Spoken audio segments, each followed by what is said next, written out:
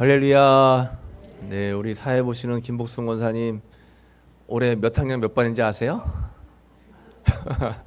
몇 학년 몇 반이세요? 네, 9학년 0반이세요. 무슨 말씀이신지 아시겠죠? 네, 그런데도 성경도 얼마나 잘 읽으시는지 몰라요. 네, 우리 권사님 댁에 가보면 TV를 이렇게 연결해 놓으셔가지고 매일 말씀을 들으세요. 찬송 들으시고 그리고 말씀을 늘 가까이 하시고 그래서 얼마나 감사한지 모릅니다. 우리 방숙회 여러분 찬양 잘 해주셔서 감사하고 저는 오후 예배 때마다 바람이 한 가지 있는데 제가 신방 다녀보면 우리 성도님들 간증이 얼마나 많은지 몰라요. 근데 간증은 여러분 나눌 때 배가 되는 것입니다. 근데 제가 자율로 하라고 하면 안 하실 것 같고 억지로 시키면 또 부담될 것 같고 그래서 이제 우리가 방숙회까지 6월달 마쳤어요. 이제 다음 달부터 다시 또 단절이 일숙 넘어가잖아요. 그래서 연합숙회 할 때마다 각 숙회에서 한 분씩 대표로 간증을 하시는 거예요. 이제 다 돌아가면서 한 분씩 할 수 있도록 나중에까지. 간증 나누실 간증들이 얼마나 많은지 몰라요. 어쩌면 여러분 목사가 설교하는 것보다 여러분 삶 속에 하나님을 경험하고 체험하고 하나님이 여러분들을 얼마나 사랑하셔서 어떻게 역사하셨는지 나누면 그게 더 은혜가 되고 감동이 될 줄로 믿습니다. 그러니까 7월 달에 단지리 일숙에서 잘 준비하세요. 네. 뭐 하실 분 안 계시면 속장님이나 인도자님이 하셔야죠. 그래요. 오늘 감사합니다. 이렇게 연합속회 드리는 마지막 주에는 속회 공과를 이제 말씀을 나눕니다. 그래서 오늘은 속회 공과 27과 성령이 그들에게 임하심으로는 제목으로 함께 말씀을 나누겠습니다. 여러분, 그래서 오늘 말씀의 주제가 성령이에요. 오늘 우리가 준비 찬송할 때 준비 찬송의 주제가 뭐였을까요? 성령이었습니다, 여러분. 그래서 성령이여 임하소서, 성령 받으라, 다 성령에 관련돼서 일부러 성령에 관련된 찬양을 한 겁니다. 여러분, 다윗이 오늘 오전에 말씀 나눈 것처럼 굉장히 고난과 고통과 또 역경과 눈물을 많이 흘렸는데 다윗이 기도할 때마다 꼭 빠지지 않고 기도한 게 뭐냐면 하나님 내 안에 있는 성령을 소멸하지 말아 주옵소서 기도했어요. 왜냐하면 사람이 여러분 믿음의 사람이 마음에 성령이 있고 없고에 큰 차이가 있습니다. 성령님이 계시면 어떠한 상황 속에서도 믿음으로 그 어려움을 이겨낼 수 있지만 성령님이 소멸되면 믿어지지 않고 의심이 찾아오고 또 여러분 지난주에 말씀 나눈 것처럼 하나님이 제일 싫어하는 종교는 어떤 종교래요? 이거 어디서 소리가 들리는데요. 어떤 종교요? 원불교라고 했죠. 원불교가 뭐라고 했어요? 원망하고 불평하는 교인 원불교. 원망하고 불평하게 돼 있어요. 마음에 성령이 사라지며 성령의 은혜가 사라지면 믿음이 약해지면서 자꾸 불평거리만 생기고 세상의 소리가 귀에 들어오고 나도 모르게 하나님의 은혜를 잃어버리게 되는 거예요. 그래서 그것을 알았기 때문에 다윗이 하나님 제발 내 안에 있는 성령을 소멸하지 말아 주옵소서 하고 기도한 겁니다. 우리의 삶 속에도 마찬가지예요. 여러분 늘 말씀드리지만 성령 충만이라고 하면 뭐 방언하고 예언하고 막 날뛰면서 그냥 기도원 가서 손을 들고 이게 성령 충만이 아니에요. 성령 충만은 내 안에서 나와 동행하신 하나님이 느껴지고 늘 감사가 깨달아지고 하나님이 늘 하나님께 예배드리는 것이 기쁨이 되고 또 주의 성전에 찾아가고 싶어지고 자꾸 말씀이 사모가 되어지고 이런 것이 마음 안에 성령 충만함이다라고 하는 것입니다. 그러면 여러분들의 마음속에 성령님이 계실까요? 안 계실까요? 계세요? 어떻게 성령님 계신지 어떻게 한번 보여줘 보세요. 여러분 이웃의 사람 전도하면 하나님이 어딨어 보여줘봐 그러잖아요. 성령님이 어딨어 보여줘봐. 하나님의 성령님은 눈에 보이지 않으시는 영적인 분입니다. 우리 공기가 눈에 안 보이지만 지금 공기가 있어요 없어요? 공기가 있습니다. 눈에 보이지 않을 뿐이에요. 정말 소중한 것은 눈에 보이지 않고 더 귀해서 값을 매길 수가 없어요. 마찬가지로 하나님은 영이신 분이기 때문에 우리가 하나님 성령님은 우리가 눈으로 볼 수 없지만 경험되어지고 또 영으로 느껴지게 된다라고 하는 것입니다. 성령의 은혜를 받는 게 되게 중요한데 그러면 성령님이 계신가 안 계신가 우리가 확인할 수 있는 방법은 제가 여러분에게 할렐루야 하면 여러분 뭐라고 대답하세요? 아멘. 아멘으로 대답하신 분은 마음에 성령님이 계신 분이에요. 주기도문을 암송하자 했을 때 함께 주기도문을 암송하고 사도신경을 암송하시는 분들은 안에 성령님이 계시는 분들입니다. 내가 죄를 지었어요. 죄를 지으면 왠지 막 깨림직하고 마음에 부담이 되고 이거 하나님 앞에서 막 마음이 좀 편치가 못해요. 그렇죠? 성령님이 계셔서 그런 거예요. 성령님이 내 안에서 이렇게 내 죄에 대한 하나님 앞에 부끄러움을 고백하게 만든다라고 하는 것입니다. 성령님이라고 하는 것은 굉장히 중요해요. 오늘 성령에 대한 말씀을 나누는 것입니다. 사도 바울이 마게도냐와 아가야 지방, 여러분 지도에 나와 있는 것처럼 마게도냐, 아가야, 지금으로 따지면 이제 튀르키예, 터키 지역이죠. 여기를 전도한 이후에 이제 에베소 지역으로 돌아왔어요. 에베소에 돌아와서 이제 바울 사도가 거기에 모여 있는 사람들과 제자들에게 이야기하는 거예요. 여러분, 성령을 받았습니까? 성령이 뭔지 아십니까? 물어보니까 사람들이 성령에 대해서 전혀 알지를 못하는 거예요. 그래서 거기에서 바울이 성령에 대해서 강론하고 또 세례를 주고 함께 기도했을 때 하늘에서 성령님이 임하게 되는 겁니다. 막 방언을 말하고 예언을 말하고 또 마음이 뜨거워지고 예수님을 믿어지고 예수님의 말씀이 사모되어지고 그런 은혜가 에베소 교회에 있게 되었어요. 그렇게 우리가 신앙생활을 하면서 그냥 형식적으로 하는 신앙생활과 성령이 내 마음속에 역사하시고 임재해서 정말 교회에 다니는 것이 기쁨이 되어지고 또 하나님의 은혜가 늘 깨달아지고 이렇게 하나님 앞에서 진실되게 신앙생활하는 것은 천지차이다라고 하는 것입니다. 예수님도 사역을 시작하실 때 요단강가에서 세례를 받으실 때 성령이 비둘기같이 임했죠. 성령이 비둘기같이 임할 때 예수님께서 그때부터 하나님의 능력을 덧입어서 사역을 감당하셨습니다. 예수님께서 하늘나라에 올라가시면서 내가 너희에게 성령을 선물로 주겠다 말씀하시고 그 말씀을 믿고 예수님의 제자 120명이 마가의 다락방에 모여서 성령님의 오심을 간구하며 기도했을 때 하나님께서 뜨거운 성령을 베풀어 주셨어요. 그리고 성령은 굉장히 중요합니다. 좀 여러분 우리가 어렵고 재미없을 것 같은 말씀일 수 있겠지만 우리의 믿음에 굉장히 중요한 게 있어요. 그것은 성삼위일체. 우리 기독교는 성삼위일체예요. 여러분 만약에 이단이 접근해서 이단이 이것저것 물어보면 여러분들이 먼저 물어보시기 바랍니다. 당신은 성삼위일체 하나님을 믿으세요? 하고 물어보세요. 대부분 이단들은 성삼위일체 하나님을 믿지 않습니다. 성부, 성자, 성령. 이 성부, 성자, 성령은 세 분이시지만 또 한 분이세요. 하나의 하나님이시지만 또 하시는 일들이 각각 달라요. 성부는 누구예요? 창조주 하나님, 성자를 이 땅에 보내신 아버지 하나님. 성자는 누구냐? 인간의 몸을 입고 이 땅에 오신 아들 예수님. 그 예수님도 하나님이세요. 또 성령님은 우리와 함께 하시며 우리를 도우시는 예수님이 하나님 나라 올라가시면서 우리에게 선물로 주신 분이 바로 성령님이다라고 하는 것입니다. 지금 이 시대는 어떤 시대예요? 성령의 시대예요. 성령의 시대.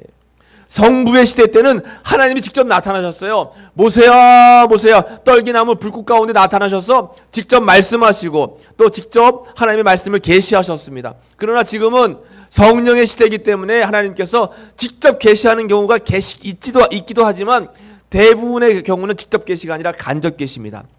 선포된 말씀을 통해서 보여지는 말씀을 통해서 또 기도할 때 마음의 뜨거움을 통해서 찬양할 때 마음의 기쁨을 통해서 성령의 시대는 이렇게 하나님께서 영으로 역사하시는 거예요. 그래서 이 성령이라고 하는 것은 거룩한 하나님의 영이고 또 하나님의 숨결이고 우리 안에 내재해 있는 하나님의 영이다라고 하는 것입니다. 그리고 우리가 인격적으로 하나님을 만났다라고 하는 것은 성령의 은혜를 받았다라고 하는 거예요. 사실 믿지 않는 분들이 가장 어려워하는 게 이 성령 충만이죠. 야, 교회 가니까 무서워. 막 사람들이 미친 것 같아. 막 날뛰고 이상한 말을 하고. 맞아요. 믿지 않고 믿음이 없는 분들은 이것에 대한 굉장히 거부감이 있고 또 어려울 수 있습니다. 그러나 우리가 믿음의 깊이가 더해지고 또 하나님의 은혜를 경험하게 되면 이러한 신비적인 일들을 경험할 수 있다라고 하는 것입니다. 여러분 우리가 반드시 알아야 될 것은 교회라고 하는 것은 믿음이라고 하는 것은 기독교라고 하는 것은 신비주의로 가면 안 되지만 신비적인 요소가 있어요. 신비주의라서 여러분 날마다 그냥 교회 와서 신비한 것만 찾으면 안 돼요. 우리는 이성, 감성, 영성이 조화를 이루어야 됩니다. 그렇지만 교회에서는 이런 신비적인 체험들이 있는 거예요. 오늘 오전에 말씀 나눌 때 그 사모님이 시어머니 돌아가신 모습 뵐 때 음성을 들었다고 했잖아요. 그런 일들이 왕왕 일어나는 거예요. 이 신비적인 요소들이 있는 거죠. 그래서 여러분, 성령의 사람은 자신의 실체를 보게 돼요. 그래서 성령의 은혜를 깨닫는 사람들은 제일 먼저 하는 믿음의 고백이 하나님, 나는 죄인입니다. 죄인입니다. 이런 고백을 합니다. 왜요? 자신의 실체를 보게 되는 거예요. 그리고 하나님 앞에 죄를 고백하며 회개했을 때 죄사함의 은혜를 받게 되고, 또 그 이후로 하나님의 말씀을 듣고 순종하게 돼서 성령의 사람, 하나님의 사람, 믿음의 사람으로 거듭나게 되는 거예요. 이것이 우리가 천국으로 가는 그런 믿음의 사람이 가야 할 과정이고 그 거룩한 길이다라고 하는 것입니다. 이것을 우리는 잊으면 안 되는 것입니다. 자, 그렇다면 오늘 우리 교재에 나와 있는 그런 내용을 보시면 성령이 임할 때 어떤 일이 일어날까요? 해서 첫 번째 같이 읽어볼게요. 주 예수의 이름으로 세례를 받게 됩니다. 아멘. 성령님이 임하게 되면 예수님의 이름으로 세례를 받는 거예요. 여러분, 세례도 다 똑같은 세례가 아닙니다. 예수님의 세례가 있고 아니면 사도 요한의 세례가 있어요. 그래서 이제 성경에서 물어보는 거예요. 너희는 세례를 받았냐 했더니 요한의 세례는 받았다라고 대답을 합니다. 요한의 세례는 자신의 죄를 깨닫게 되고 자신의 허물을 발견하게 되는 데까지 머무는 거예요. 요한의 세례에 멀면 되지 않고 예수님이 주시는 세례를 받아야 되는데, 예수님이 주시는 세례를 받게 되면 우리가 죄 사함뿐만 아니라 성령의 충만한 은혜까지도 경험할 수 있게 된다라고 하는 거예요. 그래서 우리는 회개의 세례, 성령으로 충만해지는 세례를 받아야 됩니다. 우리가 육신적으로 이제 목사님 앞에서 물로 머리에 묻혀져서 세례를 받는 것도 중요하지만, 영적으로 예수님의 은혜가 내 삶 속에 임재해서 내가 예수님의 사람으로 변화되는 그런 경험을 하는 것이 너무너무 소중해요. 우리가 여러분, 무당들도 여러 가지 종류가 있다고 하죠. 배워서 하는 무당을 뭐라고 해요? 학습무. 그러면 부모님의 대를 이어서 하는 무당은, 부모님이 이제 무당을 하면 자녀들도 이제 무당을 하는 경우가 많잖아요. 그건 세습무. 그래서 사실 학습무, 세습무는 가짜예요, 가짜. 그 진짜 무당은 뭘까요?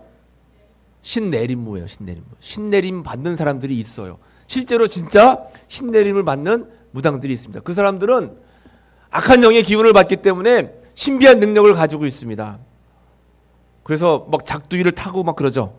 부리를 걷고 능력의 종들이에요. 그런 분들도. 그런데 그런 분들이 능력이 없는 게 아니라 능력이 있는 겁니다. 악한 영의 능력을 받아서 하는 거예요. 진짜 능력이 있는 그런 이제 무당들은 예수님 믿는 사람들을 대번 알아보잖아요. 제가 이제 중고등학생 때 은혜 받고서 예수님의 은혜로 막 충만했을 때, 그때 교회에서 날마다 배웠어요. 성령 충만하면 악한 마귀도 떠나가고, 성령 충만하면 무당도 그냥 다 도망가고 막 그런다는 거예요. 마을 지나가는데 한 집에서 무당 굿이 크게 열렸어요. 그래가지고 제가 밖에 갔던 얘기 했던 기억 나세요? 제가 이제 밖에서 구경하다가, 야, 오늘 이거 시험할 수 있는 좋은 기회다 해서 제가 안에 들어가지 못하고, 왜 애가 안에 들어오냐고 그럴까봐 밖에서 제가 기도했어요. 주기도문을 외웠죠. 하늘에 계신 우리 아버지요, 주기도문 딱 외우고, 하나님, 성령님, 내가 이 시간 주님을 의지하면서 기도합니다. 저기 무당이 구슬을 하는데 악한 마귀 떠나가게 도와주세요 하고, 겉으로는 못하고 목소리 내서 못하고 마음속으로 기도했어요. 그런데 갑자기 무당이 안에서 딱 멈추더니, 누가 예수 믿냐고 여기. 오, 깜짝 놀라서 제가 도망갔어요. 도망갔어요, 진짜로. 야, 이 진짜구나. 그런 과정을 통해서 믿음의 깊이가 더 깊어지는 것 같아요. 아, 이 진짜구나. 아마 여러분들, 우리 성도님들 중에서 그런 경험이 있으실 거예요. 제가 신방하면서 여러분 들어봤어요. 그렇게 하셨다고. 그러니까 이렇게 여러분, 성령의 능력이 임하게 되면 이러한 하나님의 놀라운 역사들이 보여진다라고 하는 것입니다. 그런 체험을 하게 되면 여러분, 우리가, 야, 하나님이 살아계시구나. 믿음이 중요하구나. 성령의 능력이 우리가 꼭 필요하구나라는 것을 깨닫게 되는 거예요. 그런 은혜가 이제 필요하다고 하는 것입니다. 그래서 우리가 이렇게 성령이 우리 마음 삶 속에 임하게 되면 하나님이 주시는 예수님의 세례, 성령의 세례를 받게 되고 능력의 사람으로 변화받게 된다라고 하는 것입니다. 그리고 성령이 임할 때 어떤 일이 일어나는가? 두 번째 같이 읽어볼게요. 성령의 은사가 나타납니다. 성령의 은사가 나타나는 거예요. 성령의 은사는 그냥 나타나는 것이 아니라 성령님이 임할 때 나타납니다. 그래서 이것을 우리가 영적인 선물이다, 영적인 성령의 은사다, 이렇게 말씀을 하는데, 성령의 은혜는 여러 가지가 있어요. 그래서 말씀에 보면 어떤 분은 말씀 전하는 은사, 어떤 분은 병을 치료하는 은사, 어떤 분은 이제 찬송을 잘하는 은사, 어떤 분은 기도의 은사, 믿음의 은사, 또 꽃꽂이, 또 음식을 잘 장만하고. 그러니까 하나님은 각 사람에 맞는 은사를 주시는 거예요. 그런데 밥을 잘 못하고 그러한 재주가 없는데도 다른 사역을 잘 감당하면 되는데, 강압적으로 억지로 그건 절대 안 되고 와서 여기만 해라 강요해도 안 되는 거예요. 왜냐하면 하나님께서는 각자에 맞는 은사를 다 주셨기 때문에 하나님은 그 필요에 따라서 일들을 감당할 수 있도록 어떤 분에게는 지혜, 어떤 분에게는 병고침, 또 어떤 분에게는 가르침의 은사, 방언의 은사, 또 방언을 해석하는 은사, 다양한 은사들, 각자의 그러한 자신의 은사들이 모여서 하나의 교회 공동체를 이루게 된다라고 하는 것이죠. 그런데 여기에는 여러분 꼭 중요한 법칙이 있습니다. 그 법칙이 뭐냐면 성령의 은사는 교회의 유익을 위해서 해야 돼요. 여러분, 무언가 하나님이 우리에게 은사를 주신 거를 내가 자랑하고 내가 막 뽐을 내고 은사 못 받은 사람을 향해서 막 그 사람을 비방하고 하면 절대로 안 되는 거예요. 내가 방언의 은사를 받았는데 야, 너는 방언의 은사도 못 받냐? 하면 안 되는 거예요. 왜요? 방언도 은사 가운데 하나이기 때문에 하나님이 허락하지 않으면 못 받는 거죠. 우리나라 목사님들 중에서도 유명한 분들 가운데 그런 고백하시는 분들이 계세요. 난 아직도 방언의 은사를 못 받았다. 근데 어떤 목사님들은 방언의 은사를 못 받으면 지옥 간다고 설교하시는 분들도 계세요. 여러분, 이 방언도 성경에서는 분명히 은사라고 표현하기 때문에 은사는 하나님의 선물이에요. 선물을 주는 사람이 주고 싶으면 주는 거고 아니면 못 받는 거잖아요. 각자 다양한 은사들이 있기 때문에 어떤 은사가 더 좋고 어떤 은사는 안 되고 이렇게 비교할 게 아닙니다. 각자의 은사를 존중해주고 은사대로 사역하는 것이 필요한 거예요. 그리고 교회에 반드시 유익이 되고 또 성도들에게 유익이 돼야 된다라고 하는 것입니다. 세 번째, 성령이 임할 때 어떤 일이 일어날까요? 세 번째 같이 읽어볼게요. 부흥의 불길이 일어납니다. 아멘. 부흥하기 위해서 반드시 필요한 것이 바로 성령의 은혜예요. 부흥하는 교회, 부흥하는 기업, 또 부흥하는 가정은 반드시 성령의 충만한 은혜가 있다라고 하는 것입니다. 교회도 마찬가지예요. 교회가 부흥하려면 여러분 각자 교회 교인들이 다 성령으로 충만해야 되는 거예요. 하나님의 은혜로 충만해야 된다라고 하는 것입니다. 우리나라가 이렇게 폭발적으로 교회가 많아지고 또 믿는 사람들 성도가 막 늘어나는 계기가 있는데 그게 뭐냐면 1903년 원산 부흥운동이에요. 북한의 원산에서 1903년에 부흥운동이 일어났는데 성령의 불이 임해가지고 막 교인들이 엄청나게 모여서 기도하고 날마다 산에 올라가서 주님 찬양하고 부르짖고 그런 일들이 일어났어요. 그런데 이 원산의 부흥운동이 어떻게 시작됐는가 하면 사경회를 하려고 사람들이 이렇게 다 모였어요. 사경회를 하려고 모였는데 이 모인 사람들 가운데 하디라고 하는 선교사가 갑자기 벌떡 일어나더니 제가 사실은 이런 죄를 지었습니다 하면서 자신의 죄를 사람들 앞에서 다 낱낱이 고한 거예요. 나는 이런 죄를 지었습니다. 나는 몹쓸 사람입니다. 내가 여러분들 앞에서 사죄를 구합니다.